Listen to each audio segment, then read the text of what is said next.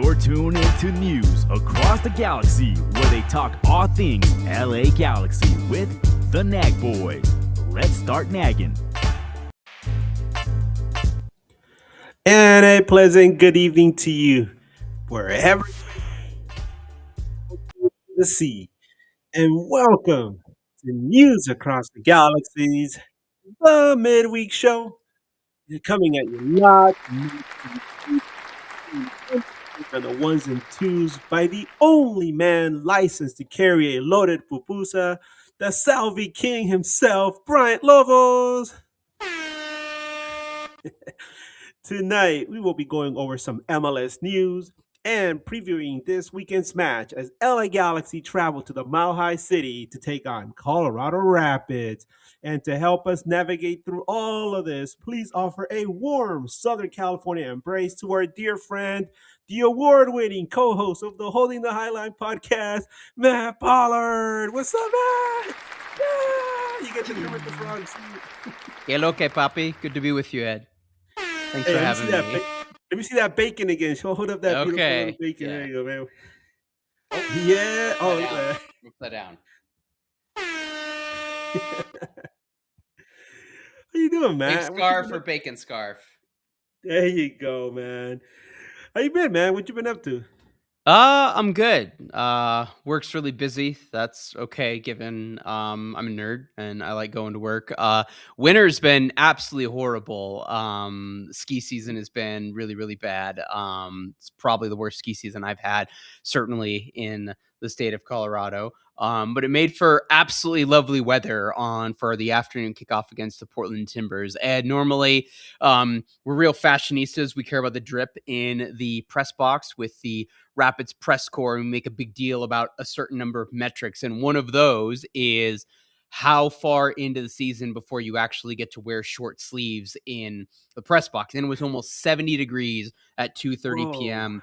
on Tuesday or on Saturday. Now we were in the shade. It was a little bit windy, but I had guns out, and I have gone seasons to where it's not until a game in the month of June that I am not wearing long sleeves. So there's pros and cons to it. It's good. Rapids got a win. Got to talk to Cole Bassett. That was cathartic given his departure and the nature of that with the club, and have a really exciting match and a really good test for the Rapids this weekend against the G's. Yeah, Cobra Commander must have been at that game. I think he wanted to be comfortable, right? So he's like, set it to 70 for me, please. I think somebody in the Northeast, there must have been like a New England Revolution fan or an NYCFC fan that pissed him off to where he no longer cares about making my life miserable from a weather standpoint. He's just decided that New England and New York and New Jersey and Pennsylvania, like, you guys get the worst winter that you've ever had this century. And so the weather dominators focused over on the Eastern Conference. No joke. You reminded me. I keep in touch with a guy who covers the Pigeons, and he told me that he was literally at the gate about to board his airplane, and they told him that the flight had been canceled. And it wasn't just him. He said a bunch of other NYCFC fans were stranded at the airport. Coming out for the season opener? Yeah, coming out for the season opener. And he said that sucks. Yeah, but even worse though, he said that the ones that had actually made it out here earlier, their flights were canceled and they were stuck in LA for like 3 days longer than they wanted to. I mean, the weather out here was fine.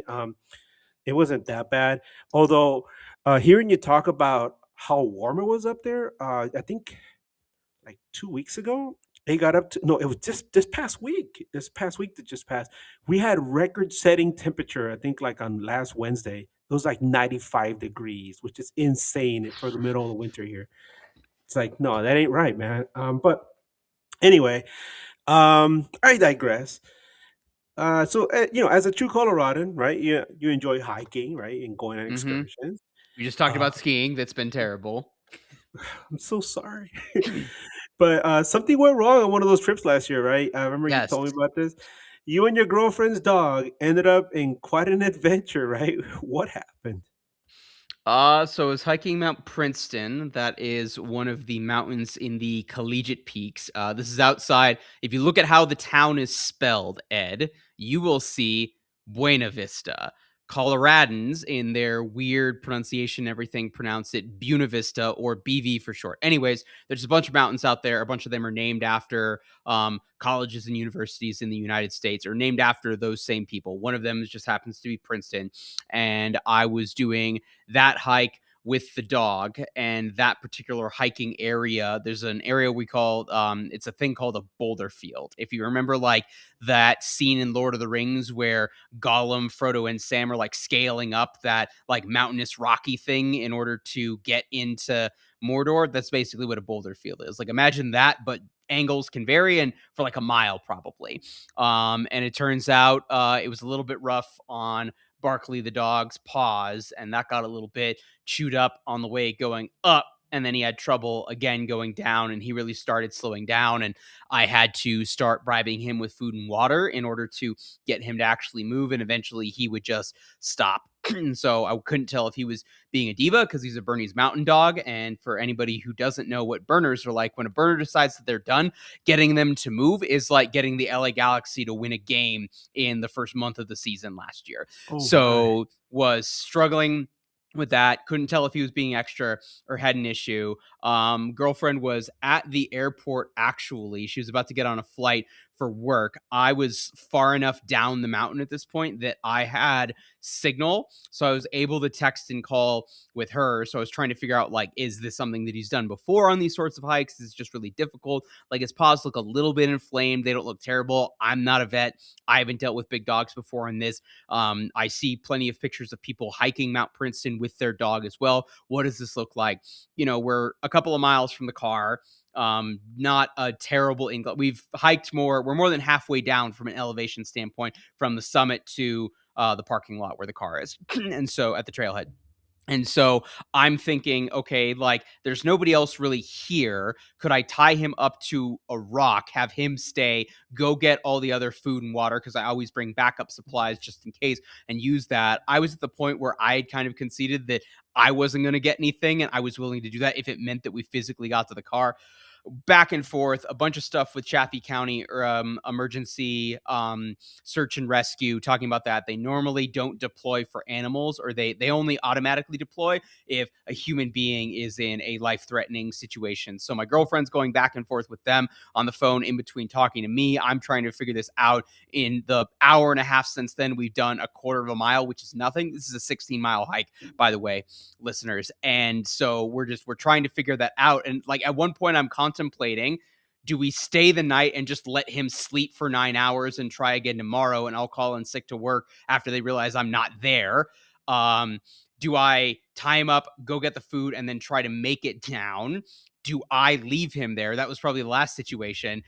Probably, like, do I carry him? And then at one point where we were talking about whether or not we're trying to get search and rescue, like, do I accidentally roll my ankle? Like, do I get a boulder and like hurt myself in order to say, like, oh, I'm hurt too, now you have to come and get us? None of that ended up needing to happen. I don't know what Meredith said on the phone to Chaffee County Search and Rescue, but it was enough for them to come get us. They had a bunch of crew and everything. They came up on a dune buggy, and then we're about a mile away, hiked up with us, wrapped the dog's paws, gave him solidly a gallon of water probably, and he still wanted to drink more. They had some snacks as well. I didn't really need anything. They gave me a bottle of water. I drank it. And then they had this weird harness thing that they put over the dog to where somebody on the front is lifting him up, somebody on the back is lifting his hind legs up. And we got out of the boulder field. We got to just kind of the normal hiking trail where there was a grass section on the side of the dirt and the rock trail that he was able to go on. He eventually went to the bathroom. That made him feel good. And then he kind of just kept going. And then we got back to the car and we drove home. And he went to the vet, got some pills that he took with some peanut butter, and basically slept for 3 days. And now he's fine. And the entirely volunteer, entirely community supported Chaffee County emergency search and rescue got a sizable donation from my household later that week. This sounds a lot like the rapid season. How so? It's like, we're off on an adventure, and then you come back like, oh no, ragged paws, search and rescue, and in the end, the fans end up paying. What? Hey, you made that zinger about the Galaxy season, all That's right? fair. That's fair. That's fair. I received that. I guess the question, like the where is our who's our signing? Who's coming in to save us? Where's our 2014 Nico Lodero or no? What 2016 Nico Lodero? Where's our Wayne Rooney showing up? That's what we need. Maybe the Rapids will sign Dele Alli since they've got a former Tottenham coach. Maybe they'll sign Antoine Griezmann. Because let's get into some Mm, MLS news, man. Because my God, this guy, he just loves leaving people at the altar. I yes. saw all day long. I saw the LAFC podcast just kind of chuckling. One of them posted a picture of Lucy pulling out the football with Charlie Brown having LAFC and Orlando City logos on him. What the hell's going on, Matt? I don't know. I wonder how much of this is Griezmann trying to is he trying to get an extension or a move away from Atletico Madrid? I mean, we've seen Griezmann has had some interest, or at least there's been some public flirting about him being interested in there. Isn't there a Nando's or a coffee brand or something that he's got some partnership with that is stateside? So there was some about that. I remember at some point somebody then postulated, does that mean that he could go to DC? I think LA Galaxy or LAFC was a good fit a couple of years ago when they kind of had the French connection. Obviously, Olivier Giroud's gone. Hugo Lloris is still there. So I think that's a possibility. I guess Orlando would be another good market for him to vibe. I don't know that Griezmann fits in tactically as long as not Oscar Pareja. Who am I thinking of? Their Argentinian playmaker whose name's escaping me, but I can see his face right now, and he scored against Miami on Sunday. I'm not sure how that would fit in tactically. I still don't know with 2 games into the season that we fully know what LAFC is tactically. Obviously, they're more adventurous than they were under Steve Cherundolo, which I think would fit in better with what Antoine Griezmann would want to play. I think it's more about what market would be able to make this work financially with what deal he would want, and then also be accommodating to I think the gravitas that Antoine Griezmann would want with this. But is this just a play for him to get more money when he inevitably goes to Saudi Arabia after the World Cup? I don't know. It's just funny because we're going to talk about money. Maybe he saw the news that Josh Sargent just got up to $27 million. My God, he was officially announced by Toronto FC.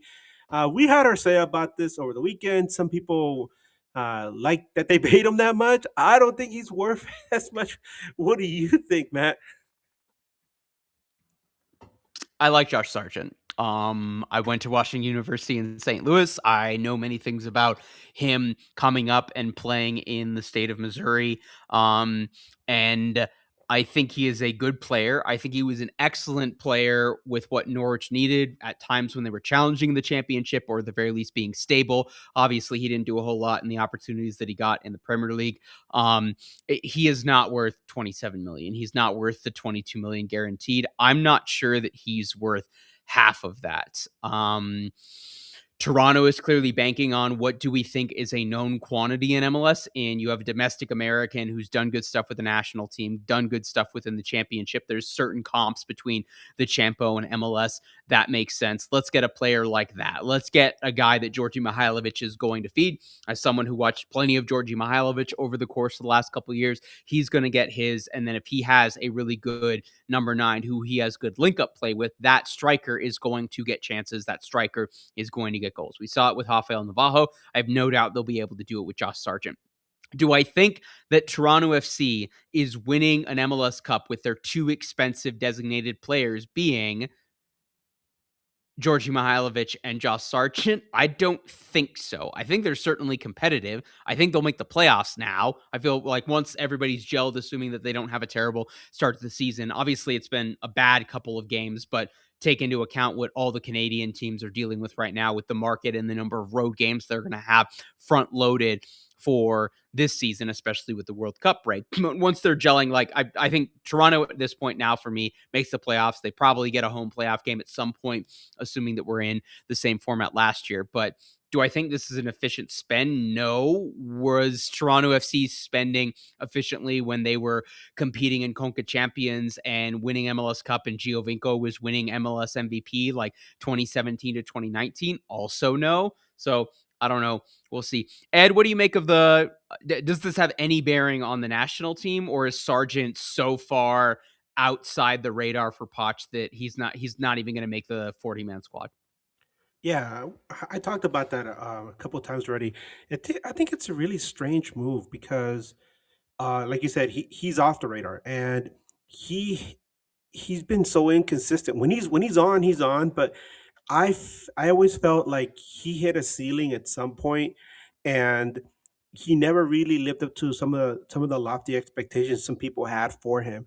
And maybe he feels that coming back to MLS, this is it. This is an opportunity for him to really put up some numbers, uh, get into a position where he's constantly a starter, being called upon to score some goals in a league that is not as competitive, arguably, I guess, as championship or the Premier League. I know we had a big argument over here at NAG on Sunday discussing about which is a better league overall between MLS and championship. And I said, I think that overall MLS is stronger. Some people that's up for debate, obviously, but I just feel like this is an opportunity for him to just be closer to home. I'm surprised he went to a Canadian team though, because you would think he would want to be maybe somewhere in the middle of the states, but TFC, I guess, was willing to give him the money that he wanted, and he was able to get as much as he could from them. He milked them for all the money that they could give him. I mean, granted, it's probably in loons, but Hmm. who knows how far the loon goes these days. But I see it as a big gamble for TFC. Yeah, I don't know why, with especially with Xiao Klaus, going over to the LA Galaxy and that number 9 spot being open in St. Louis. I don't know why he didn't just want to go back home. Now maybe that needed a move in the summer, and I don't know off the top of my head what his Norwich contract situation was. Clearly, Norwich didn't want to sell him. The fact that they're selling him, now, I think it was confirmed over the weekend, so we were still in the month of February, but you're talking a month after your January transfer window opened, probably a few more games to where Norwich knows that they're certainly not going down and probably also not competing. So I can understand the timing. I can understand certain aspects of the timing from their end, but they absolutely, the Rapids got all the money I think they were going to get for Georgi Mihailovic last summer when they sold him to Toronto. And I think absolutely Norwich City did the same thing. And I wonder for the next big move, the next big domino that Toronto tries to make, especially if it's within the league, do other teams, other GMs, other front offices see that and establish the absolute, high top dollar for that player. Ed, what's a successful season for Josh Sargent goal contributions wise? Oh my goodness, I would say at least 21 goals, maybe a little bit 21 more. goals? I think so. Wow. Okay, that's higher than I was gonna go because I was gonna say around 15, but I was gonna caveat that with him doing all the other stuff that is normally so valuable within the teams. That is where he's had so much value. But 21 would be fantastic. I don't think he's gonna get there. Imagine that, almost a million per goal. Oh Right? wow, that's when you put it that way. Holy crap. Oh man. No, you brought up an interesting point about St. Louis. I follow a lot of St. Louis supporters on social media, and they were dumbfounded that he just overlooked St. Louis, and at the same time, there was a level of frustration and that St. Louis seems to be kind of like spinning their wheels right now. They're going through this weird transition where they had a great debut season and then they kind of fell off, and they've been trying to recapture that same moxie since then, and they just haven't been able to. And they let go of Klaus, right? And I spoke to Matt Baker about it. He said, Klaus is he's like a low level DP. Maybe not even have that tag by the end of the season. But my God, what an impact he's had for LA Galaxy already. Um, and I made the argument that he's probably trying to make it seem like, yeah, I am worth that DP tag after all. But it's a long marathon season. We're only 2 games in, but so St. Louis fans are just standing there like, we lost our best attacking player in João Klaus. So why can't we bring in Sargent? And then they're like seeing TFC splurge that much, and they're probably like, well, that's probably why, because he was asking for so much. But there you go. They overpaid for Sargent. He should get at least 20 goals. Hmm. We'll see. I mean, TFC has been so bad for so long that it's very difficult to turn things from one side to the other. It used to be like that in MLS, where you had teams that were awful one season and then amazing the next. But nowadays we see it's the other way around, where Galaxy wins a cup and then they're completely nightmarish the next. Um, but in more positive news, Chicago Fire broke ground on a new stadium. I think this is amazing news for Major League Soccer, especially when you get into like the whole details of it. I've been following this attentively, and apparently this is a plot of land in a very desirable area of the city of Chicago that both the White Sox and the Bears had been fighting over. And but the thing was that in both the Bears and White Sox's plans, they were going to be asking for taxpayer money to offset the cost of building the stadium. And meanwhile, the Fire comes in and they're like, "Forget that. We're just going to put down the cash and build it ourselves." And that's that.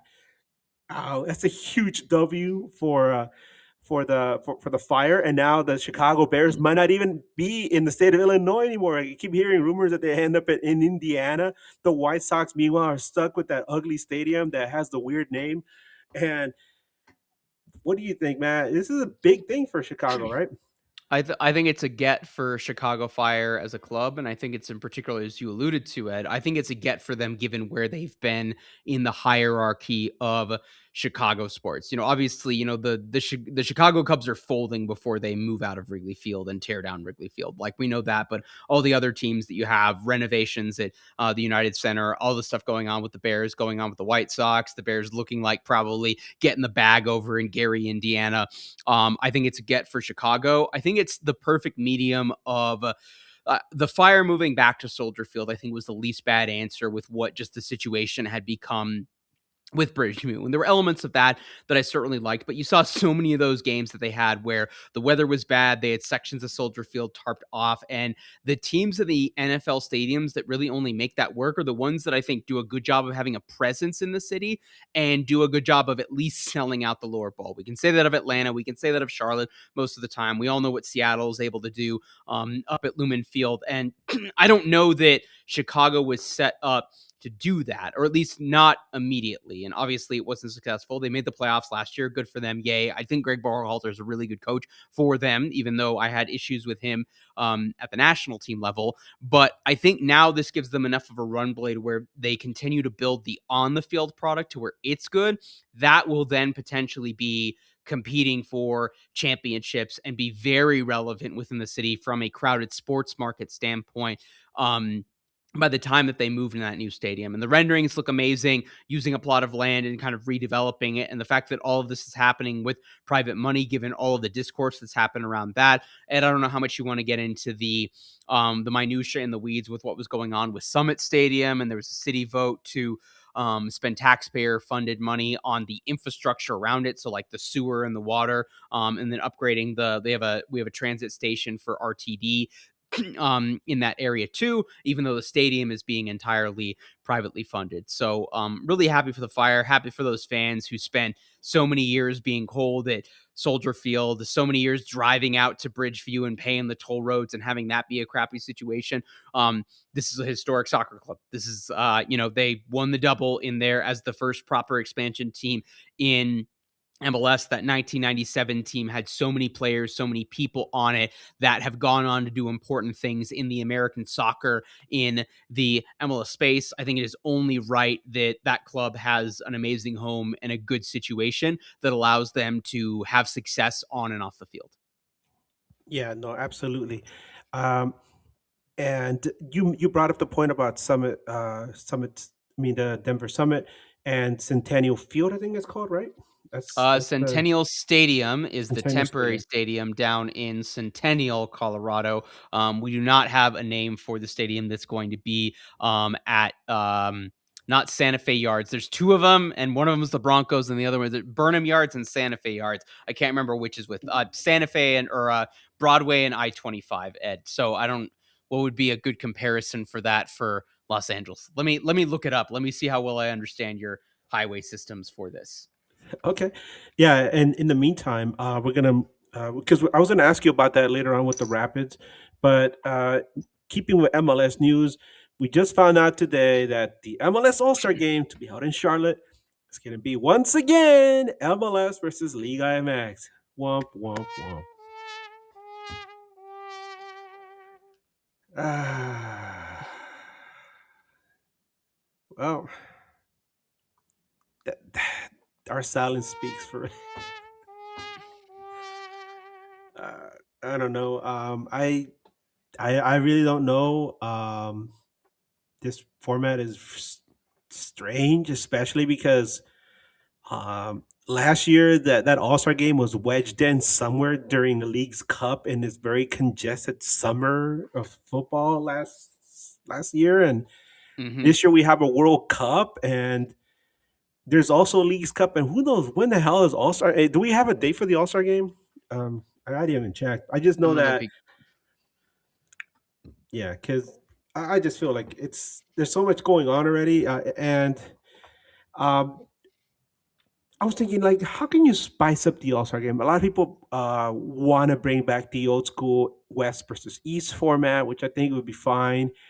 But I was also thinking, do something a little bit different, something a little bit more fun. And I was looking for inspiration from TST, the soccer tournament held in Cary, North Carolina, and maybe doing something like that where you break up the All Stars into different teams. You have team captains, and they pick their teams, and then they all go play against each other like in a tournament format and have the winner win a cash prize or something like that, and in bragging rights. And I thought that would be like a really fun way to do it.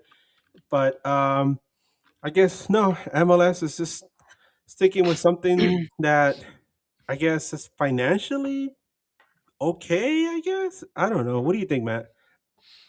First of all, to give you a comp here, Ed, I would say that Denver Summit are building their stadium in Glendale or Burbank.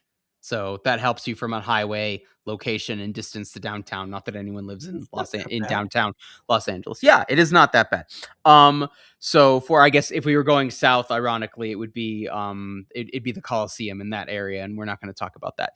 But Ed, I get it is what it is, and MLS is still trying to curry favor with the first generation, second generation Liga MX fan, and for some reason they think that the path that we get their teams or their players that they care about to play our teams and our players, they will then watch our product. That will then turn them into a fan. And if that worked, I think the ICC would have been a little bit more successful in terms of converting people into New York Red Bulls and Seattle Sounders and Los Angeles Galaxy fans back in the day.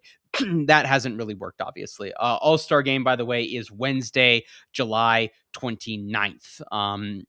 In Charlotte. Ed, I liked your idea of just the format with how, with the roster that you have for the All Star game, it's really hard for a Rapids fan to get up for it just because it's so hard for a Rapids player to make the cut because we know that the starting 11 ballot, which is going to select 11 players, is done by the fans, and it's a popularity contest. And Atlanta United could be garbage again this year and still probably get 2 or 3 players in on that ballot. And so the fact that it's a popularity and a marketability competition, the Rapids don't really have any one of those players. They had Moise Bombito after he absolutely cooked Lionel Messi a couple of months prior. Keegan Rosenberry got in a couple of years ago as well because there was an injury. And then you have to go back to Tim Howard, or you even have to go back further, like to when the Rapids hosted the All-Star game and then I there was an remember that. injury or a flight issue. And so Clint Irwin was the third goalkeeper on the bench just because he was a 15-minute drive from the stadium and could make it to training the day before.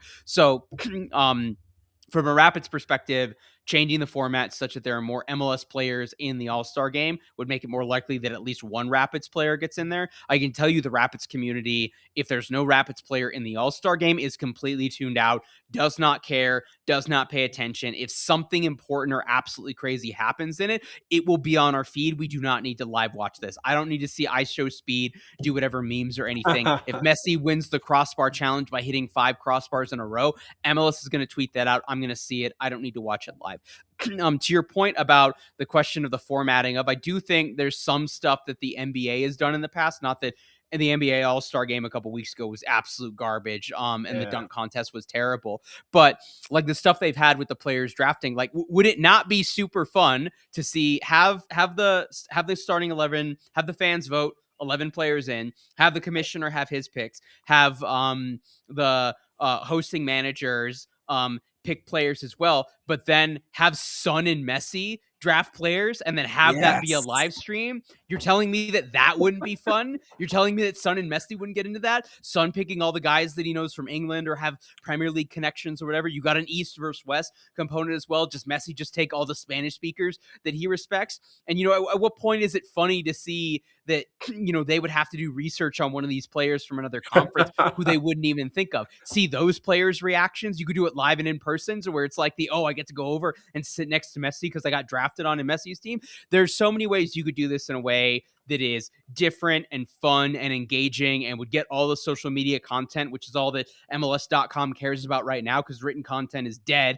And the only thing they care about is marketing jerseys and talking about how MLS is going to be a top 10 league in the next 10 years. But like this would be fun and different. And they've decided to just roll out the same format because they know that there's a certain bump they get with Spanish speaking Liga MX fans in the United States and in Mexico in order to watch that. And they think that somehow that matters. I'm excited to see what happens. I think it'll be competitive. I'm excited to see Son and Messi play against some Liga MX All-Stars. We'll see. Yeah, I also always get the notion that Garber and his pals see it as like a measuring stick to measure how MLS is best as against Liga MX's best. But it's an all-star game. Who's going to take it seriously? Who's going to actually go in there and say I'm gonna go all out and hurt myself or maybe risk an injury? Where no, it's just a paycheck. It's just a time to go there and have a kick around. But yeah, now. Let's switch to something more interesting. Look at that. Matt Pollard is my favorite. How much DP to make him a nag boy? Ooh. I don't know. Well, let's talk about MLS home field advantage because this is a fascinating graphic I saw earlier today. According to Matt Doyle, after 2 match days, home teams have won 21 games uh, with only 4 losses and 5 draws, and 2 of those home losses belonging to Orlando City. Damn. Um, he said that this is the most prominent home field advantage to begin a season in MLS history. Wow. What does that say about the home field advantage? Because you always talk about how home field advantage is so important in American sports. Obviously, the country's so massive, having to travel time zones is always a big deal compared to, let's say, England, for example, or France or other countries that are the size of like Texas or California. But here we have him talking about the home field advantage in MLS being this dominant. My God, Matt, do you think this is something that will continue throughout the whole season, or think it's just opening day, first two, and it's going to even out? Well, I mean, we know this trend. Generally, Ed, we can say that, home teams do really well in MLS. That is a big deal in Major League Soccer. We see that in the regular season. We see it in cup competitions. We see it in the MLS Cup playoffs. If there's one thing that I think is different or that I'm making an observation about this small sample size of 2 match days, 2 match weekends this season, I feel like it's been a lot more cross-conference play. LA Galaxy have had 2 home games against 2 Eastern Conference teams with late kickoffs for their time zones. What does that mean for them? LAFC hosted Inter Miami as well. So I'd be curious to see. I'd be wondering if Matt Doyle maybe pulled the, we know how many games that everybody plays cross conference. We then know what the percentage of those games are. We then know on an average, if there's 17 games in it, or no, we don't have 34 teams. We have 30 teams in MLS. So there's 15 games on a match weekend. Is that, 1, 2, or 3 on average per week? And then if we had more of that. So that's maybe an observation. A lot of new coaches, a lot of new tactical ideas, a lot of turnover this past offseason within MLS, with the cash first now being unlimited. So then does that lead to more turnover to where teams are less prepared or ready to go to start the season and hit the ground running? And then in that, bigger advantages like playing at home, or having a head coach who's been with you from last year so that you've got a similar tactical idea, so you're not just building up from scratch from preseason from 2 months ago? Is that a factor? We'll see. I need more information. All right, well, let's get into the Rapids because you are the expert on the Colorado Rapids. If anybody has not been following the Rapids, it's a new year with a new manager. I've been noticing there's a renewed energy on the field, in the stands. Uh, the Rapids seem to be off to a good start. But before we talk about team itself, let's talk about some lingering issues.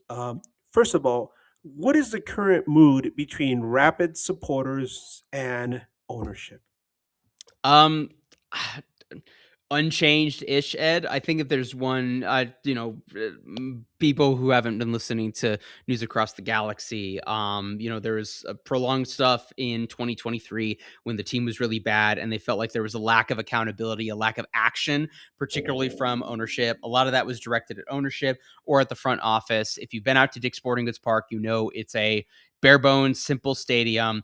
The scoreboard is a joke. It has a bunch of broken pixels. It is a joke for fans to count how many pixels they see on a particular match day that aren't working. We even have a nickname for it, Moldy Dicks. There's signage that's old as well. And it's a stadium that was opened in 2007 that still largely looks the same as original as it was, back 18 years ago. And you compare that to the modifications and the renovations that have happened up at the Diggity for you, Ed. You look at how things are going to be different from start to after renovation with everything that's going on with FC Dallas. There's a thing Orlando City announced a couple weeks ago that they were doing some upgrades to fan amenities in the supporter section on the wall at their stadium. And that was a stadium that was opened, I think, in 2017. So you've got a stadium that's less than a decade old that's getting an upgrade to fan amenities. And Rapids fans in many ways are still dealing with the same stuff that they had in 2007.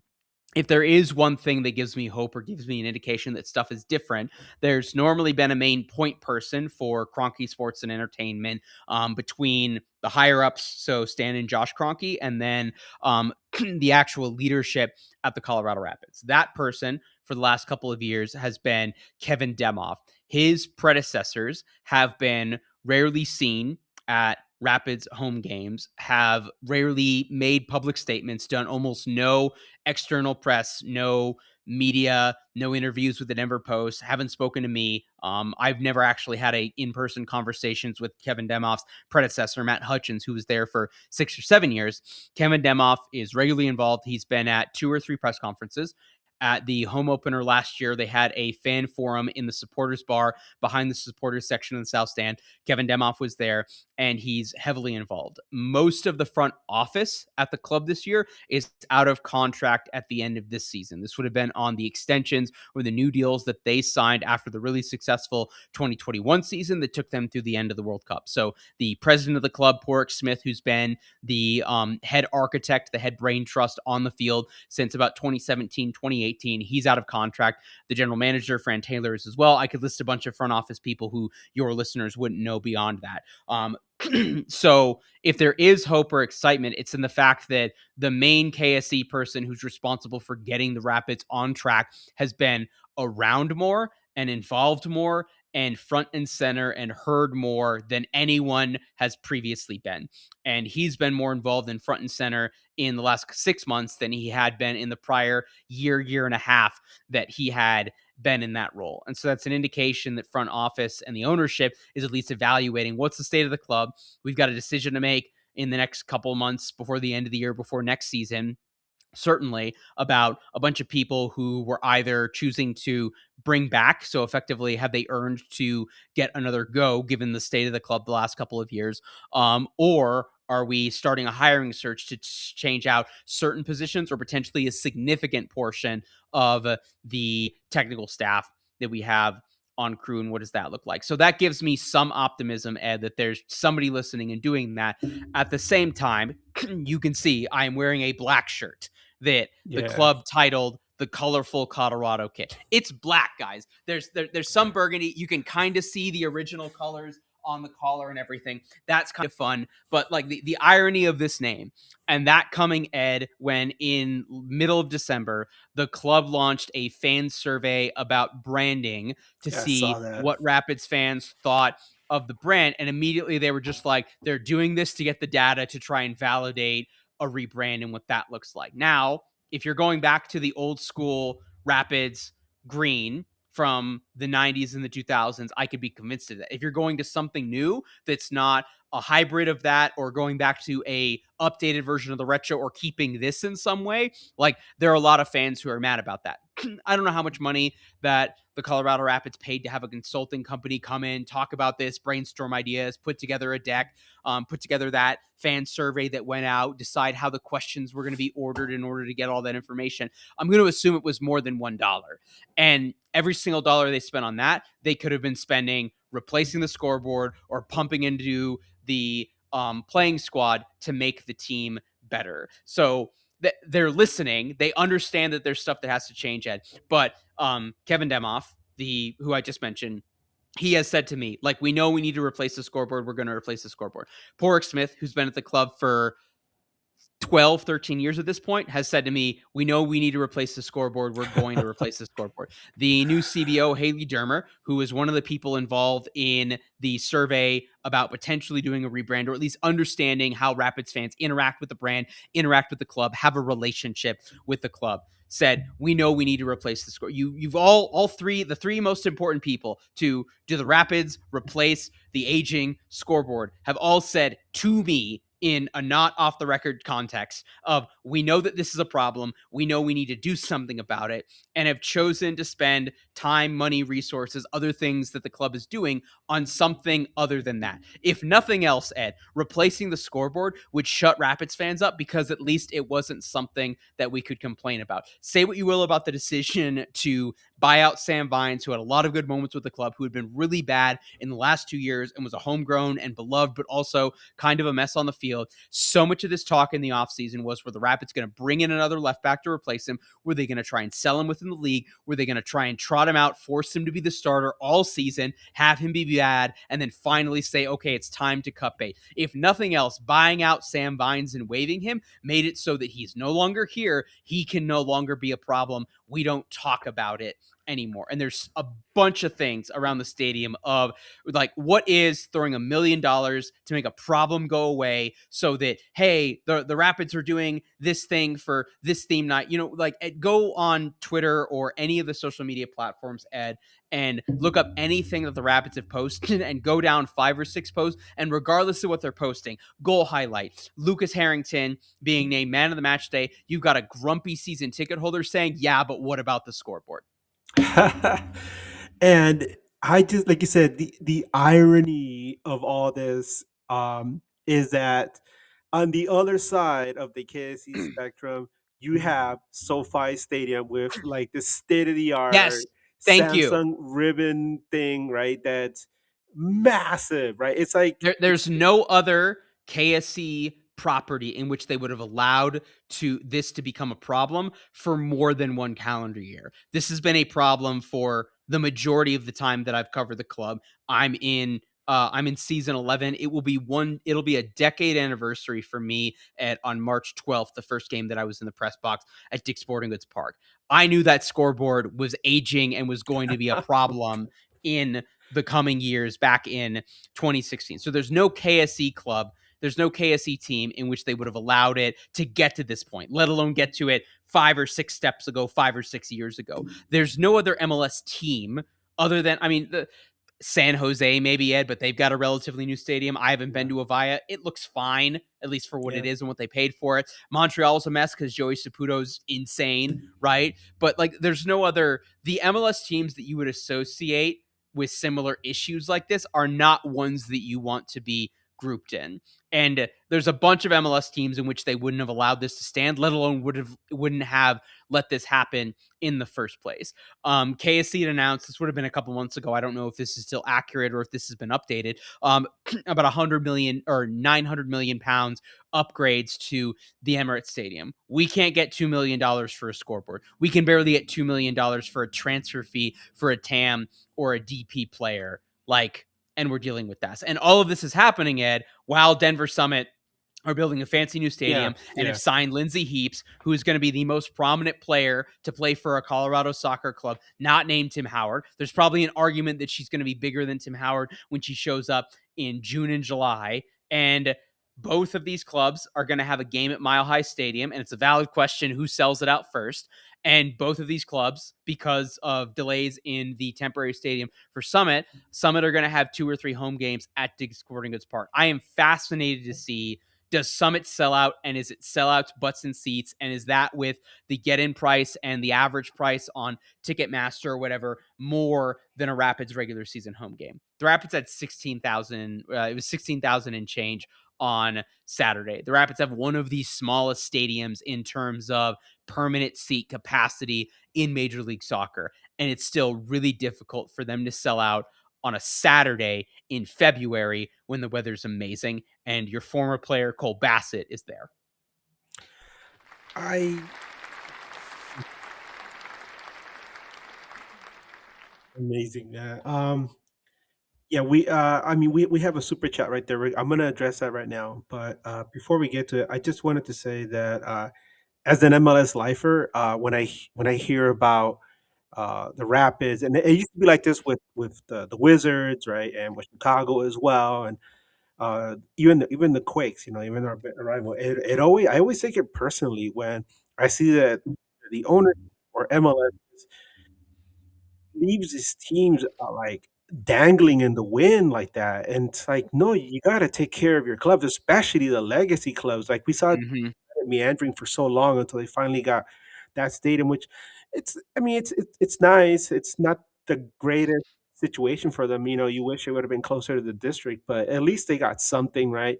Um, and to see what KSE has been doing to the Rapids for so long, it's crazy. Like you said, the scoreboard's been like that for so long, right? That's just one aspect of the stadium, and our It's a microcosm for how ownership has treated the club. I was gonna say our scoreboard, which it's a high definition, massive scoreboard, right? In the north end, they just upgraded it. It's like brand new with highly pixelated 8K, whatever, I don't know. And then we have another one in the south end, which is it's a nice size scoreboard too. So I don't know. I feel really bad for Rapids fans. And you kind of went into like one of the topics I was going to ask you, which is yes, Dick's Sporting Goods Parks is nearly 20 years old. It still largely looks the same, which you mentioned. Um, has there been any chatter? I mean, Denver Summit's opening up their new stadium. Has there been any chatter about the Rapids possibly doing something similar in the city itself? Or is this No. No.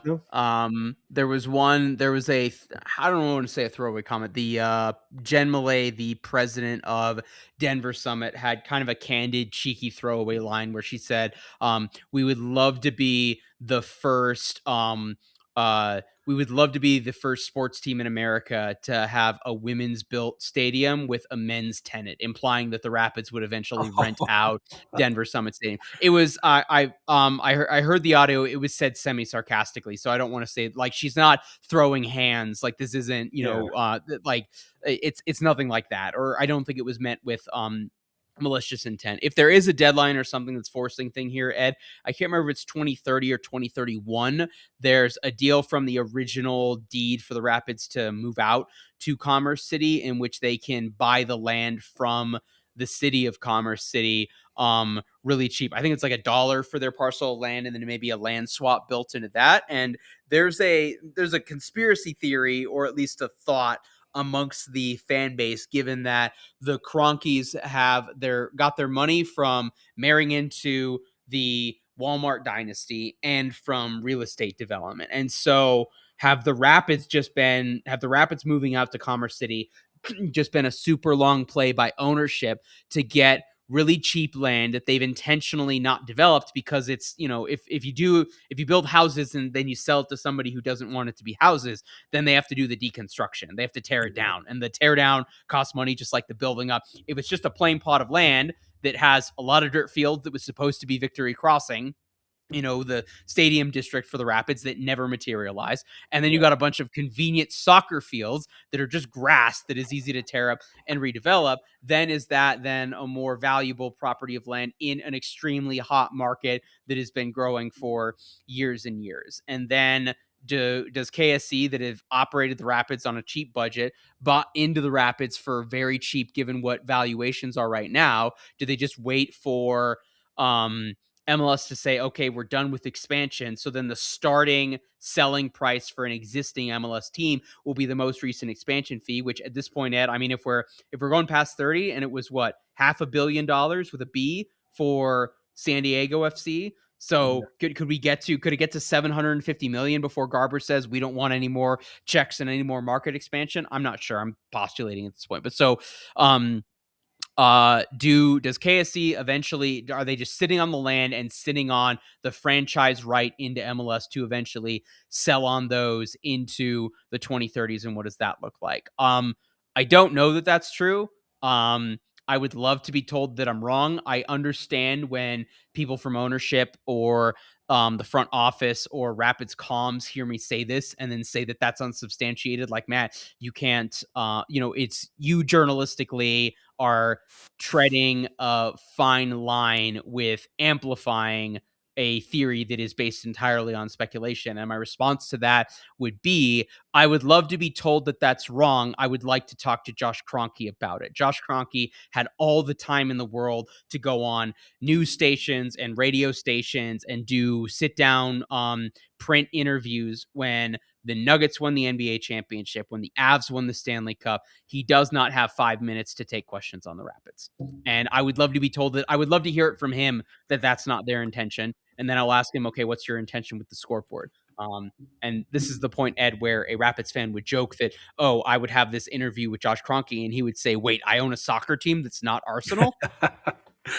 Oh man, and it's sad because for the longest time the joke was, oh my god, the Bill Belichick, not that Bill Belichick, the owner of the Revs. I can't.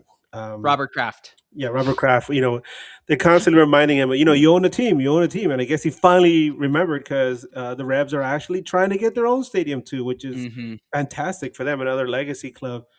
Um, Last two things that I have to say, Ed. yes, sir. I am fully prepared to take up arms to defend the Vancouver Whitecaps with whatever's going on with their Yes. situation. The entire playbook that anybody outside of Columbus had for contributing and amplifying the Save the Crew movement in 2018, 2019, whenever that was, like, I am fully prepared to do that again for the Vancouver Whitecaps, because if they're going to come for Columbus and they're going to come for Vancouver, like, we know at some point the Rapids are going to be on that short list. Last thing I'm going to say, which is a throwaway line, and Ed, you don't have to respond to it, but since we brought up Stan Kroenke and Uncle Phil and Robert Kraft as well, like, thank God there's no MLS owners in the Epstein files.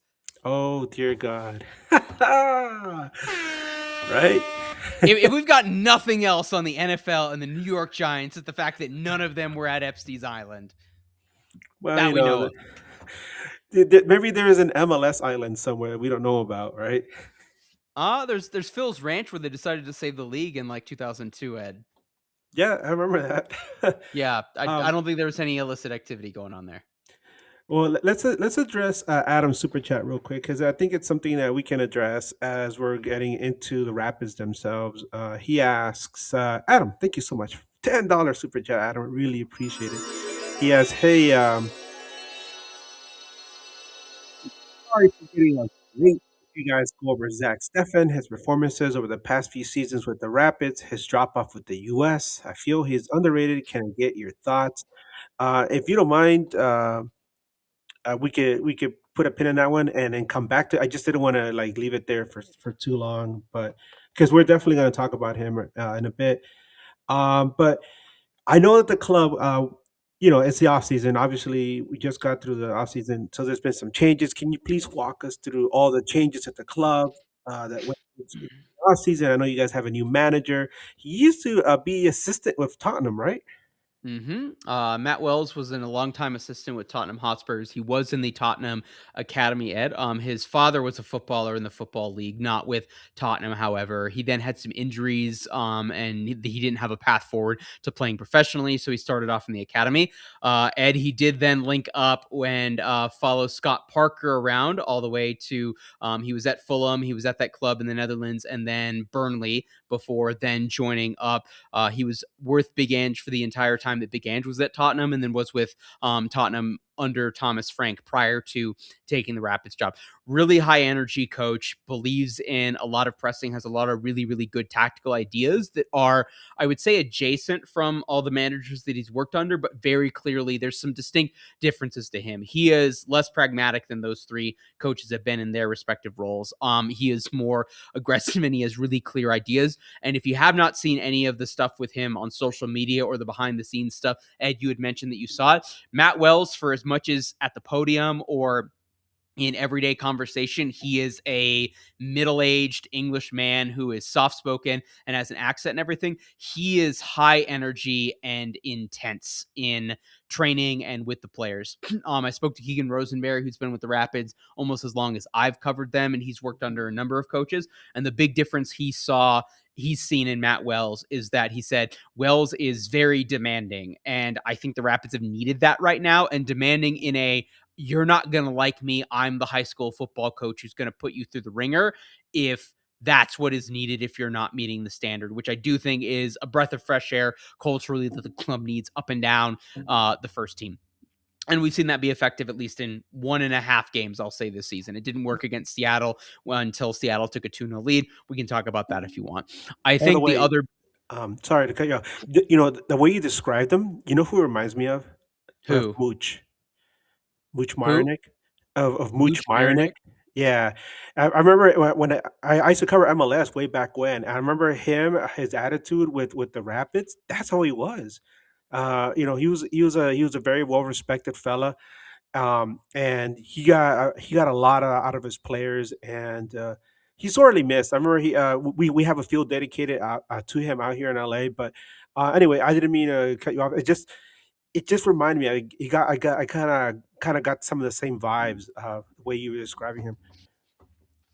Oh, that name doesn't sound familiar to me. That might have been before my time. But the last thing that I'll say on Matt Wells, the other word that I think resonates with him, and I'm pulling it up, is dominate. And there's a wall in the media room that during the week is the video meeting room for the club, and every single head coach has kind of had a different mural or something on there that kind of resonates their culture. I don't know how well this is going to show on the screen here, Ed, but so dominate has been a word that Matt Wells has said. And then below there in the text that you won't be able to read, it says the ball, the opponent, the box, the transition, set plays. So there's certain things that he cares about in terms of dominating certain games. And so just the energy that he's had on top of the tactical ideas that I think are building on what had been for the last 2 years under Chris Armas, but there's very clear differences that shows that he's got tactical ideas and solutions that I think inhibited the club the last year. I think it's a breath of fresh air. So I'm excited to see what he does. The only real thing that he's done, Ed, that I kind of disagree with or I'm waiting to be proven wrong on was looking at this midfield group and deciding that we should trade Cole Bassett within the Western Conference. But that notwithstanding, I'm excited about Wells. I'm high on him. There's still things I'd like to see different about this roster. That's not going to affect the game on Sunday or on Saturday, obviously. But there is elements for optimism for the Rapids, or there's enough change to where you think there's something different that has the potential then for the result to be different, not just barely making the playoffs and then getting shellacked, or barely missing the playoffs and then being sad. All right, let's get into the game itself. By the way, it's always nice when two legacy clubs face off, and I think that due to some of the rivalries, that we have with other clubs, fans of both teams are unaware of the history between the Rapids and LA Galaxy. I think I mentioned before that LA Galaxy went on this crazy run the first year, and the first team to beat them was the Rapids, right? So that the first team to ever beat the Galaxy was the Rapids. So it's something that you can always hang your hat on. Well, LA Galaxy have faced Colorado 98 times across all competitions, second only to the San Jose Earthquakes, which is crazy. The all-time MLS record, regular season record between both clubs stands at Galaxy has 41 wins. The Rapids have 33 wins with 13 draws between them. Interesting note, Galaxy have more wins, 41, and the highest winning ratio, 47.1% versus Colorado than any other MLS team. However, at Colorado, they played 43 matches. Galaxy only has 14 wins versus the Rapids 22, 7 draws. That drops that ratio to 32.6%. The last time they played each other was a resounding 3-1, 3-0 Galaxy win. That was on Saturday, August 23rd, 2025 at the Dig. Goals by Harbor Miller, Elijah Winder, and Gabriel Peck led the way for the Galaxy. JT Maracinkowski got the clean sheet. And I will say this, my son was at that game. And why is that a big deal? Because he has this crazy streak that's kind of like the Undertaker's streak in WWE, where every time he goes, the Galaxy wins either 3-0 or 4-0. And it's at 7-0 at this point. I was gonna take him to the game against Charlotte this past weekend, and at the last second, he said he didn't feel well, he couldn't go. The Galaxy won that game 3-0, so I'm gonna take credit for that one for him. Anyway, his streak continues. Table positions: Rapids sit 11th in the West, 16th overall in MLS. Galaxy 5th place in the West, 6th overall in MLS. The power rankings. This is something that Matt loves. The MLS power rankings have LA Galaxy at number 11, the Rapids at number 19. And for some reason, ESPN hates both our clubs because they have Galaxy at number 13 and the Rapids all the way down to 24. What? Injury reports. What can you tell us about the Rapids? How are the Rapids doing this week? Only one real injury to talk about, Ed. It's Ali Fadal, who's had a abdominal back. I can't remember the injury. He's not a significant player. He's in his second year at the club and has been spent most of last year on loan with Rapids too. So imagine a Los Dos player that's signed to a homegrown deal being injured. That's effectively where the Rapids are at. Injury wise. So I'm not super concerned unless there's something that happens in the next couple of days in training. The Rapids should be good to go in terms of what Matt Wells' preferred starting 11 being available for selection. And really grateful, Ed, that you and your son aren't making the trip out on Saturday. we originally had made plans, but then like something came up. We're like, yeah, okay, we're not going to go to Denver this year. Next year for sure. Or maybe we'll head out there at some point so we can hang out. As far as LA Galaxy's injury report, the only thing that of note is Chris Rindo. He's still, I think we're discussing this. He has like a lower body injury. Who knows what the hell that is? We're guessing hamstring. Maybe he stubbed his toe. We're not quite sure. So Matt, how do the Rapids line up, and who are the players to look out for? It's going to be a 4-3-3 or a 4-2-3-1 look like. And given the performance on Saturday, I would expect a very similar starting 11. We've only had 2 games. Matt Wells has made a really big deal of wanting competition, so nobody is safe in their role. The subs were really good at Seattle, and then most of the starters were bad. Matt Wells actually made a joke that, I could have made 5 or 6 substitutions at halftime and would have been valid in that regard. One of those substitutes at Seattle was Alex Harris, who Matt Wells said played with the level of intensity and energy that he wants, and he was the best player in terms of those qualities at Seattle Sounders. He went on later in the press conference to say, Alex Harris, I've told him in the dressing room that the shirt's his next week, and he ended up starting against Portland Timbers. So given the individual performances and the team performance and the team result on Saturday against Portland, I imagine a very similar lineup. I'm very confident the back four and the goalkeeper is going to be the same. It's going to be Zach Steffen in goal. From left to right, it should be Jackson Travis, the homegrown, Rob Holding, and Lucas Harrington, the 18-year-old from Australia, at center back, and then Reggie Cannon on the right. Depending on how it looks at, it could look more like a 4-2-3-1 as opposed to a 4-3-3. In terms of midfield, it's going to be the new D-mid destroyer, Hamzato Jidron at the 6, Josh Atencio, former Seattle Sounder, at the 8, and then Paxton Aronson at the 10. Rafael Navajo, who you should all be familiar with, will be starting at the number 9 position. It'll be Dante Sealy on the right as an inverted winger. I think it will be Alex Harris based on his performance. If there was a change out, or if you told me to guess for sure what a move was going to make, if it was going to be one change in the lineup, it would be Darren Yapi, the homegrown, in for Alex Harris. But I think it'll be unchanged. So go on FotMob or OneFootball or MLSsoccer.com. You see the lineup as it was. That's what it's going to be. And I imagine the subs will kind of be similar depending on what's going on in the game or if there's any injuries or anything like that. We could see Wayne Frederick, the Trinidad and Tobago international, come off the bench in midfield. I imagine if Yapi is on the bench, we'll see him at one point. The other subs, we'll see. Yeah, as far as LA Galaxy is concerned, LA Galaxy actually got a week off from the CONCACAF Champions Cup tournament. They're going to be facing off against Mount Pleasant, a team from Jamaica. That's on March 11th, so that's coming up in the week right after this game. So I'm thinking uh, there's going to be some rotation because it's going to be a match here at the Dig, but I think LA Galaxy is already looking forward to that and trying to make sure that they get a good, solid victory in that first leg. And I'm saying yes, victory. They have to win this because playing in Jamaica is always tough for U.S. teams. So looking to this lineup, I'm thinking it'll be Novak Mikovic, a goalkeeper. We're probably going to see Cuevas and Aude up out at the wings, the wing backs. I'm sorry, at fullback with Glesnes and Garces returning from red card. I got from his red card. At center back, Cerrillo and Winder in the midfield, and then Pinsel and Peck out in the wings, and Klaus up top. I'm thinking Sanabria might get the start, but we might also see Eric Tommy get some minutes at some point. And then we're going to have to wait and see what LA Galaxy is going to do when they play against Mount Pleasant. But this first match away from the Dig is going to be very important for LA Galaxy to get some points. So we're going to see what kind of lineup they're going to put up.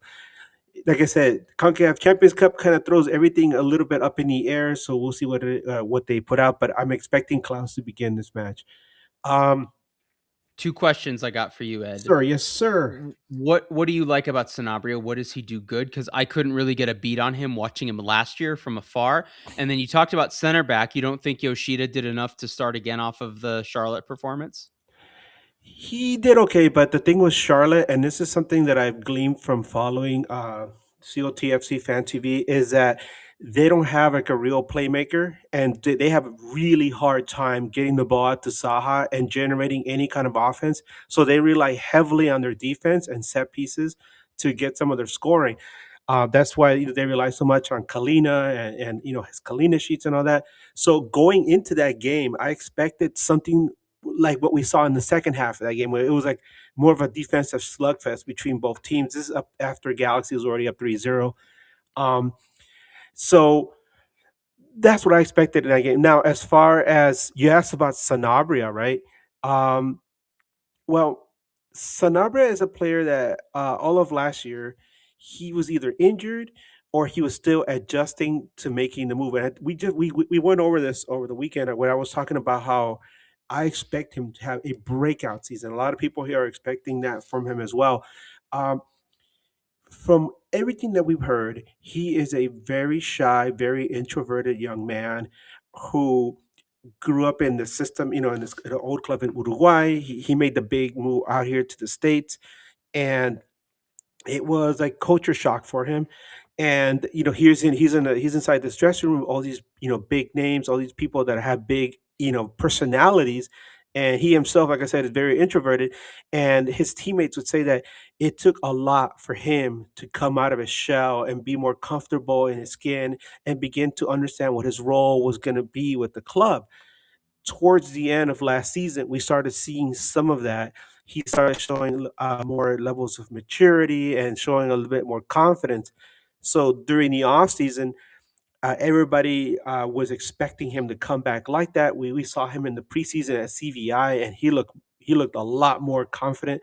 And we're seeing that now in his first two matches where he comes on and he has a big impact. Also, um, it has to be said that having his brother also playing in the league at RSL must be a big deal Hmm. for him because he has that sense of family that's in the league, even though he's playing for a different club. So all of these factors, I think, are going to work for him. He has another year of maturity, and I expect him to be one of the more important players for LA Galaxy's midfield in this upcoming season. So yes, sir. Good stuff, Um, Ed. Ed, did we want to talk about the super chats, the comments that we had now? Sure. Yeah, definitely. We got Okay. two of them. Like I said, let's bring up the first one. Um, he asked Adam. We're going to address that one right now. But the first one, the $10 super chat, Adam asked Zach Stefan's performances over the past few seasons with the Rapids, his drop off with the U.S. He feels that Stefan is underrated. Can we get your thoughts? I think Zach Steffen is underrated from a national conversation about MLS. I don't think Zach Steffen is seriously in the conversation for the goalkeeper position, making the squad for the summer for the World Cup. Steffen had a couple of opportunities to get called into the team. There's an injury. There's one point where he was sick as well. Like at some point, you need to take your opportunities.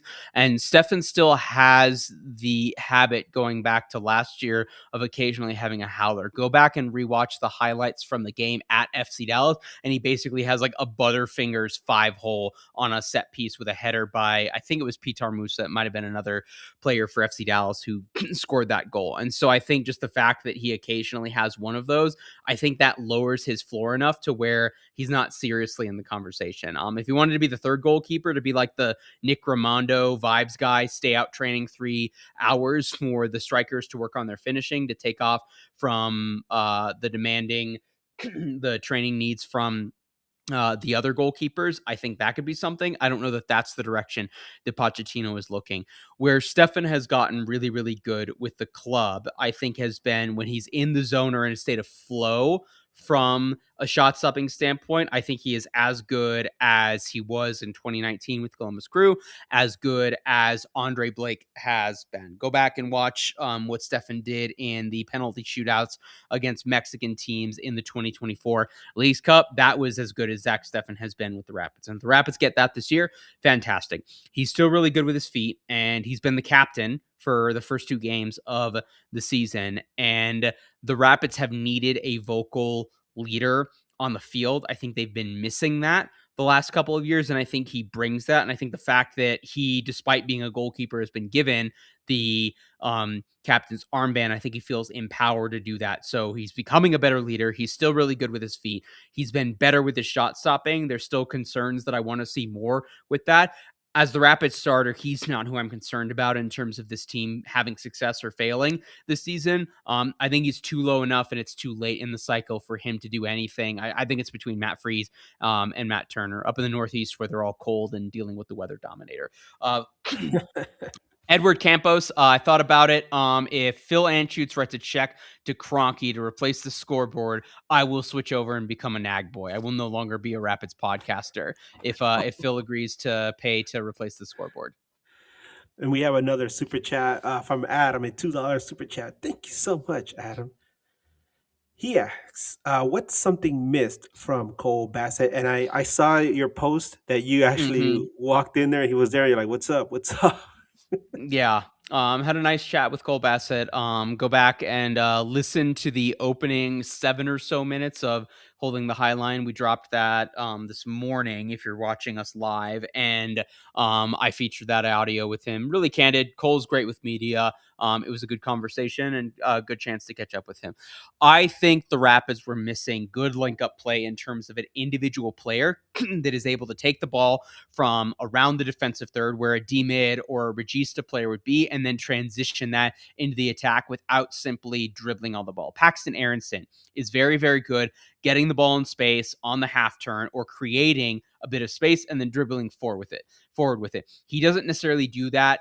Paxton doesn't advance the ball by doing good link up play or by making a long pass. There's a lot of Frank Lampard properties at Chelsea or with the English national team that Cole Bassett has that has been an asset for the Rapids in years past, where they're just pinned in, they're just trying to beat the press. A defender then sends a hospital ball to Cole Bassett, and then Cole Bassett's able to take it there in a nervy situation where the Rapids are potentially going to have when playing out of the back goes horribly wrong, he's then able to transition to that to where they put the other team on the back foot. I don't know that we've seen in the first 2 games this season another player that's done that. And the one player who's in that similar role, who's Paxton Aronson, has been doing that by dribbling with the ball. Dante Sealy similarly will do that by dribbling with the ball, not necessarily getting other players involved, which has its advantages. And I don't know from what we've seen last year from the other midfielders or the other wingers or the players who were on the team last season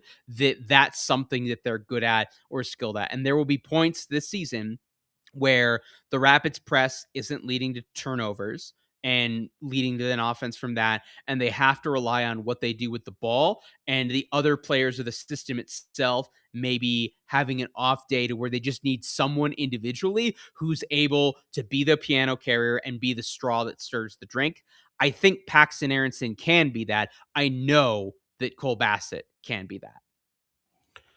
All right, so let's talk about this match. What will it take for LA Galaxy to defeat the Rapids this time around? We talked about how important home field advantage is. LA Galaxy has always had a hard time playing over there, but what will it take for LA Galaxy to defeat the Rapids, Matt? I'd say finish their chances. The Rapids did give up opportunities, or at least looks or good situations to the Portland Timbers. I don't think that Portland's a particularly good or consistent attacking team. I would take either of the killer P's over any of the wingers that the Portland Timbers have. So Gabriel Peck will get on the ball in this game. Joseph Pansel will get opportunities to run into space or run at individual defenders in this game.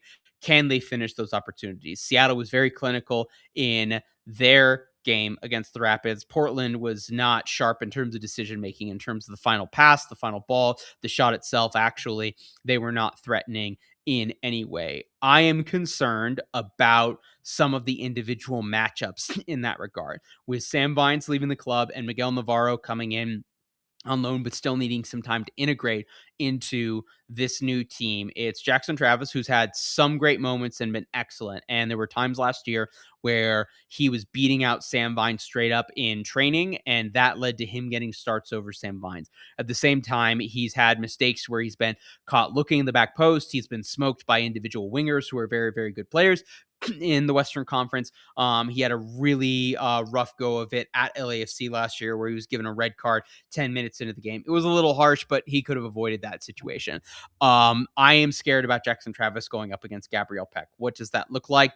Is there another center back who's able to give him some help? There will be a moment in this game where Gabriel Peck, the only thing that he's going to need to be able to do is beat Jackson Travis, and he has an excellent goal scoring opportunity. What happens in those moments could decide the game.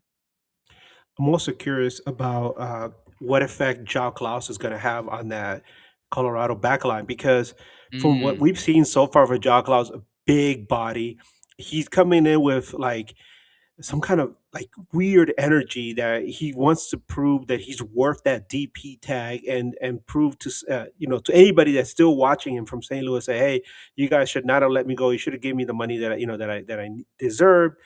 And he's coming in like a bull in a china shop. He just runs in there, and a lot of people here haven't seen a player of that caliber since maybe Zlatan, where big dude who knows what to do, positions himself well, and not only works well on offense, but also comes back, helps on defense, but and then helps distribute the ball to his teammates. So he's taking some of that pressure off Peck and Painter.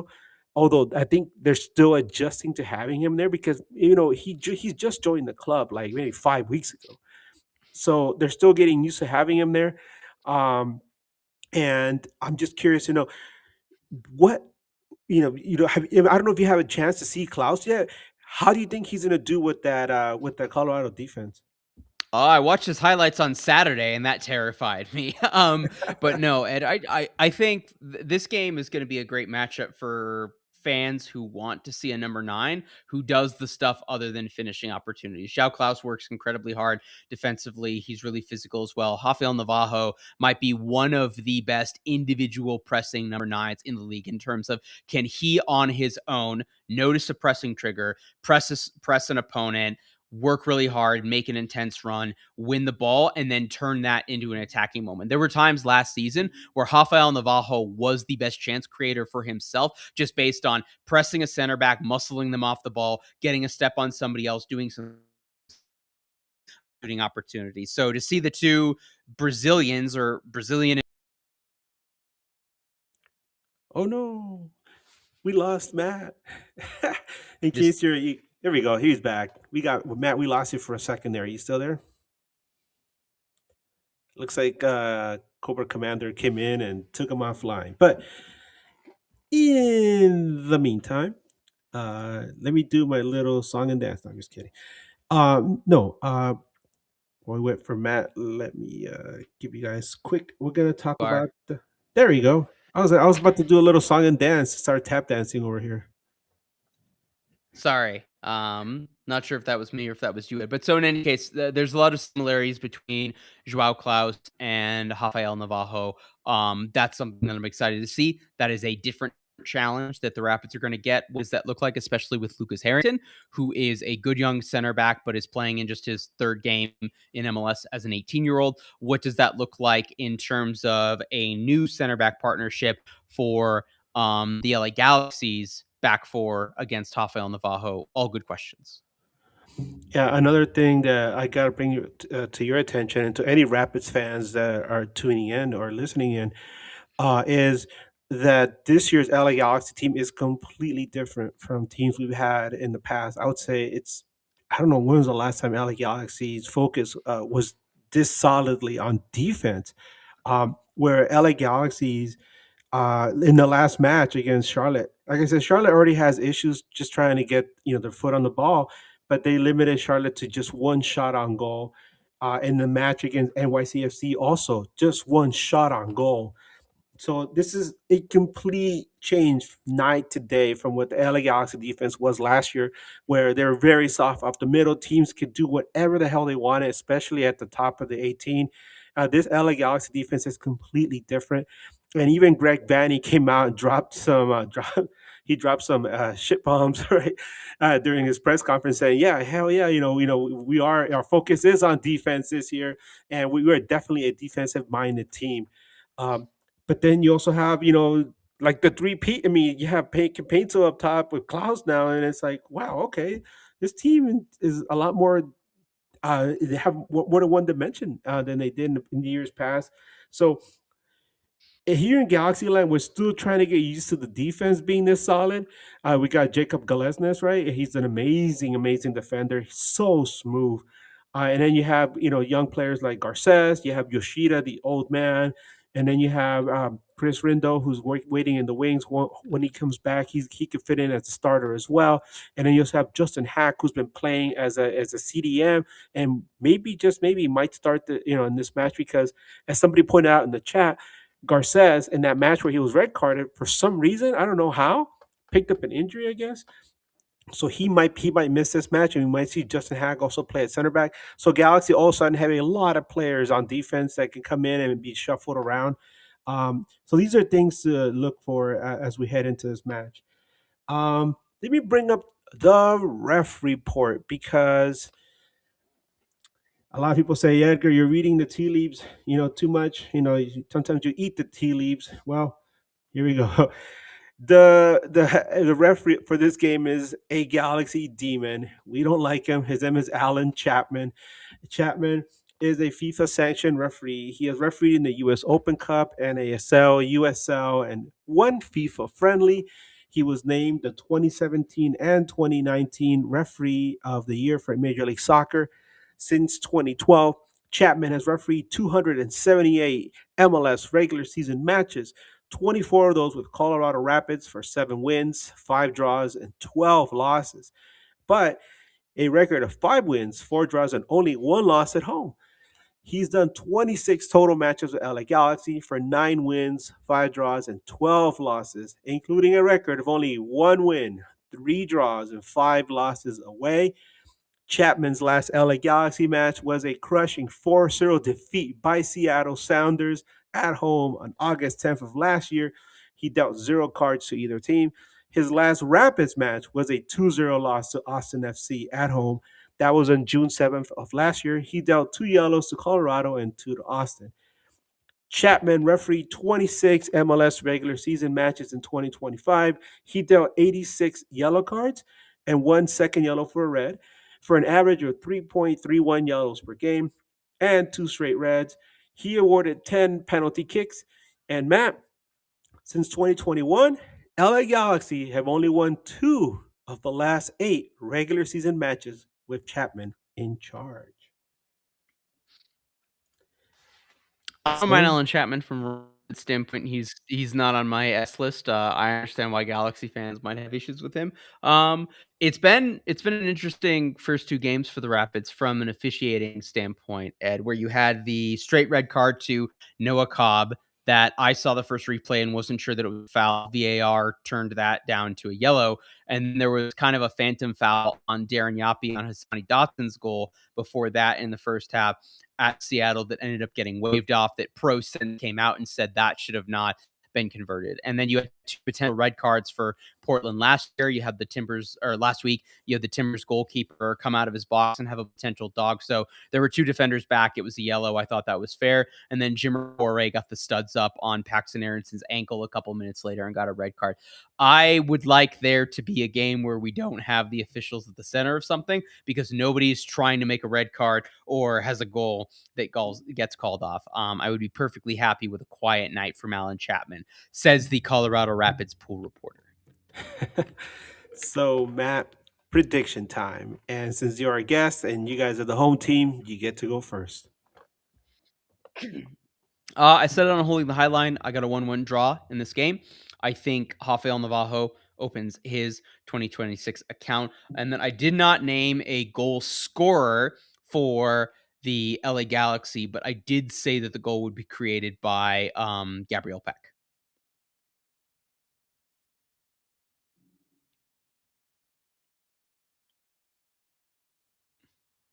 Sorry about that. Yeah, I want to be more optimistic myself, but I'm very well aware of how LA Galaxy does that elevation, especially playing at Colorado throughout the years. Um, and I'm gonna be as positive as possible and say Galaxy gets that same score, 1-1 draw. I can see Jao Klaus getting in there, creating some disruption, and like you said, Gabriel Peck, he doesn't just take shots at goal, but he's been able to link up with Klaus like he did in this match against Charlotte. And I could see him either lofting one up into the box and Klaus just skying and trying to get his head on it, and scoring one like that. Um, so yeah, 1-1 draw if Galaxy plays their cards right, and then quickly have to adjust and come back home and prepare for the match against Mount St. Pleasant, the team from Jamaica in the Champions Cup. Um, Matt, I hear that the Rapids have some new food options at DSG, including one called the Taco Bron, Taco Bron, or something like that, which I thought sounds pretty awesome. What do you recommend for traveling Galaxy fans? You should go to the C38 tailgate because it's $15 and it's all you can eat, and it's absolutely amazing. And if you've never been, it is one of the best game day pregame traditions in Major League Soccer. But if you're going within the stadium, Ed, I really like empanadas. Maria's Empanadas is very close to my co-host's old house, and regularly we would go get Maria's Empanadas before or after recording in his basement. Absolutely fantastic. They've got options for vegetarians like me, amazing meat options, all of the Argentinian food wrapped up in a nice little warm breaded thing. So particularly for, I would say, the LA Galaxy fans who are partial to pupusas, that's the closest thing that we've got for you on that front. We've got a really good pizza option local that's got Colorado style pizza. I don't know if people know what that means with like the weird like breaded honey crust or whatever. It's not for everybody. I like it. I don't love it, or at least it's not the same thing as like saying, oh, you're going to get New York pizza or you're going to get Chicago deep dish pizza or anything like that. And then just the new food options they've got are really cheap. If you just want $5 hot dogs, that's way cheaper than anything you're getting at Dodger Stadium during the World Series. So I would say check out the tailgate. And then if you want something else, if you're not looking for something specific that's already in there, you can't go wrong with a Maria's empanada. Are there any monstrosities like that $1,000 burger that they sold at the Super Bowl that comes with the whole bone in the shank or something like that? Did you see that thing? It was I didn't. literally like a leg of an animal stuffed between a burger or something like that, and you have to like eat it like that or something.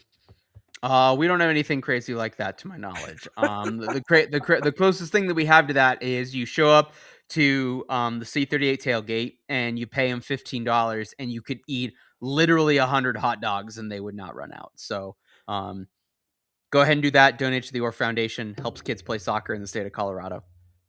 What about after the game? Where can Galaxy fans go to chill? If you're staying in Commerce City, there's this really sketchy bar called Halftimes across the street on off of Quebec that I think at one point has sold illicit drugs out of it. So that's an option.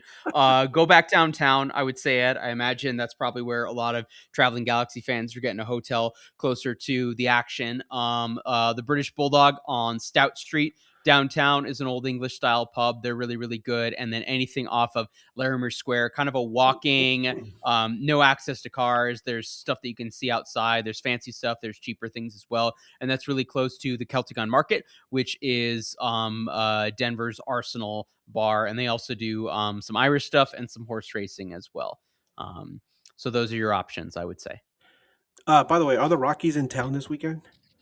I don't believe. Are we not? Are we still not spring season, Ed? Are we not spring training? You're right. You're right. You're right. We are What spring about? training. Let me Yes, that's check. right. We're getting close to opening day, so I'm just curious. Yeah. Well. The Nuggets are hosting the Lakers tomorrow for anybody who's coming Ooh. early. And then it's Friday, Monday for them. And then for the Kings fans who want to cry more by watching the Colorado Avalanche, they are playing they're at the Dallas Stars. They're home on Sunday. Yes, Okay. the Colorado Avalanche are hosting the Minnesota Wild at the Ball at noon on Sunday. If you want to go hate watch Quinn Hughes. By the way, I've been to an Avalanche game, and I really like the stadium. I thought it was really cool just going there and hanging out. It's a good experience. It's always nice to just visit it, any other arena when you're in town. Yeah. For those making it a weekend, you mentioned some of the sporting events, but what other places do you suggest for Galaxy fans to visit? Well, there's no point in going skiing because it's expensive and the snow's no good. Although we should be getting a couple inches on Friday. I don't know that I'm gonna make the assumption, Ed, that if people are making a weekend for it, that they're not leaving Denver proper or the Front Range proper on Saturday. They want to be back for the game. So they're not you're not driving 3 hours to Vail and then driving 3 hours back to then try and make it to the game at 7:30 p.m. Yeah. I'm gonna make that assumption. But so there could be some snowshoeing. If you got the winter gear for it and you got good footwear, Rocky Mountain National Park isn't going to have timed entries because it's off season there. You could go look at Long's Peak. That's really scenic. Shouldn't have a lot of, again, as long as you got good footwear and then maybe a hiking pole, which you can rent, you should be good to go there. I already mentioned the spots downtown. If you just want to bar hop throughout Saturday or Sunday or stuff like that. You guys have weed. We have weed. If you want to do the weed stuff, there's weed stuff for you to do with that. Ed, how familiar are your listeners with Casa Bonita? I'm not sure. You don't? Okay. Yeah, Casa South Park reference, Bonita, maybe. famed like season 4 of South Park, where Cartman sneaks his way into a birthday party that's going there and obsessed with it, is like I imagine the cheapest, lamest amusement park that was also a Mexican restaurant. And it's $20 for an entree that is huge. Like the plate is the size of that. The food's not particularly good. It's a good serving size for how much money you're paying.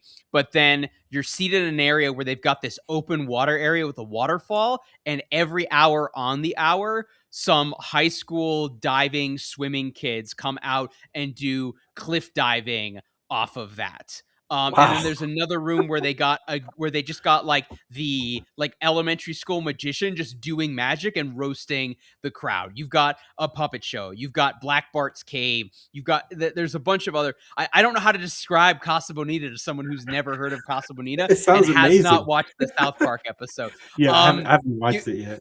you will be overstimulated. It will not be boring. It will be weird. You might not enjoy it. You might not say that it's worth your time. There is no experience like it. Edwin, when Kellen Acosta got traded to the Rapids and he was new to Denver and everything, and he was just like, I'm a super big foodie. I want to go see stuff. I want to be in the community and everything. Like I need recommendations. Like I had a teammate who recommended this one Mexican place that's got the green chili, so I went there. I need other stuff, and it's like, oh well, if you want Mexican Colorado style green chili, you should try Casa Bonita. And I got roasted by so many people in the Rapids press conference, and all Oh I my god. said was it's an experience. Ed, you pay $20 for a chili rellenos or like some chicken fajitas. And you sit down and you've got people doing cliff diving off that. And I should point out, you've got this deal as well. You buy an entree, Ed, you get unlimited sopapillas for the time that you're there. Wow. So there's a food math argument that you get the cheapest entree that you don't even eat, and then you just OD on sopapillas for 2 hours while you just watch cliff divers and people have a Mexican standoff shooting thing and all the kind of crazy stuff with that. So all I said to Kellen Acosta was that Casa Bonita is an experience, and there's nothing else like it in Colorado, let alone America. And there are a bunch of people who roasted me when I then posted that on Twitter. I have no idea if Kellen went to Casa Bonita. I don't know about that. I should probably ask him about it at some point. But yes, you will not be bored. I don't know that you'll be glad that you went. Watch the South Park episode, or at least watch the 2 minute of it on. I'm sure there's a 2 minute clip of it on YouTube. And if that's something that remotely amuses you, other than Cartman shenanigans, it's worth looking into.